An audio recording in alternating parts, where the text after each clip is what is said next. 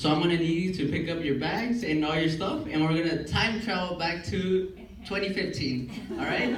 And so, beginning, why don't I share with all of you a little bit of how my diet was before Food What?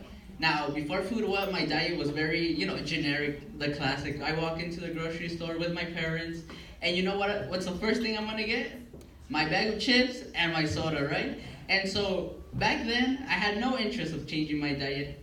In fact, to myself, I thought, I'm living the life, right?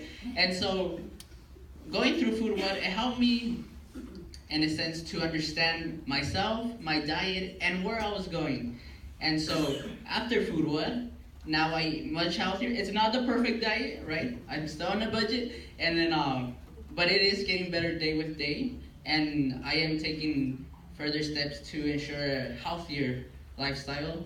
And so you all might be asking yourself, how did Food What impact the youth's health? How can they help them in a way where it's very lasting, like Jerome said? And so food is a very intimate conversation you'll have with any individual. Food is more than just what we consume, what powers us in the morning, what gets us going. Food is essentially a part of us. It's who we are. It has a bit of our culture, a bit of what we will become. And so Food What is a great place, well, at least I found it, because it didn't try to mold me into something. It just gave me a space where I was able to grow, a space where I found the tools that I needed, because I come from a family that suffers from diabetes. My grandfather just passed away recently, and then I have a couple uncles that have diabetes. And so I do have younger siblings, and for them I decided that, maybe I should make a diet change in our family. And so, being young, inexperienced, you like to see how can I make an impact in my own family. And so going through Food What, it gave me those tools. Through workshops that taught us about processed sugar, or about how our nutrition works. And not just that, more importantly, they gave us the opportunity to experience it. Because sometimes we get into these routines, and we build a confidence in these things we do each and every day, and trying something new outside those borders may seem radical. And to a young person, let me tell you, that is radical. To stop buying those chips, to stop buying that soda, and to go for that water. Even consuming water to the young people, it's hard. It's something, we grow in a society where processed sugar foods are at the top, and then you find everything, all the nutritious stuff, maybe at a higher cost, or you don't even find it at wherever you might shop. And so Food What just, by exposing us to that, it helped to break down the barriers. It made it less intimidating to go to the store and to go against the norm.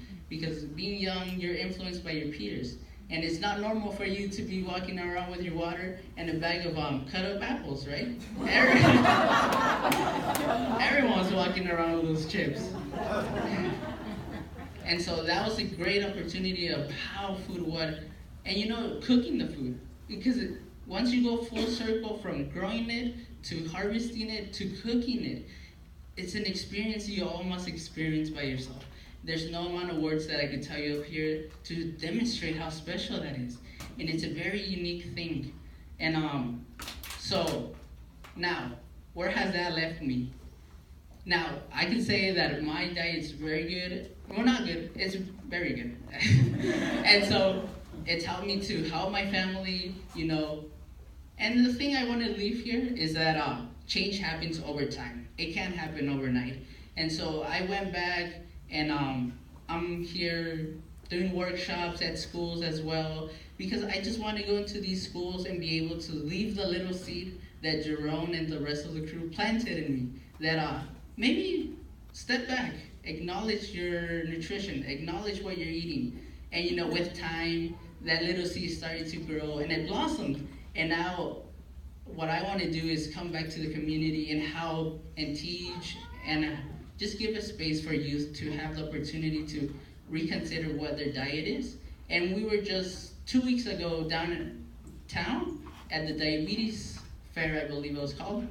And It was just a great time. We had a lot of people come by, and we had the experience. We had the time to not put down anyone for how they eat, but instead to provide them a second option. Because sometimes we lack the second option or the understanding of a second option. And so here tonight, I think it was a great award that Food Water received. And moving forward we don't have to be the key to the change. We just have to be that little portion that keeps adding, and eventually we'll have a better health for our children, especially here in Watsonville. You know how everything's been developing and the diabetes increase for our young people, and I think it's a big issue we have to address because they are the future of tomorrow. And like I said, step by little step, we can all make a big difference. And thank you.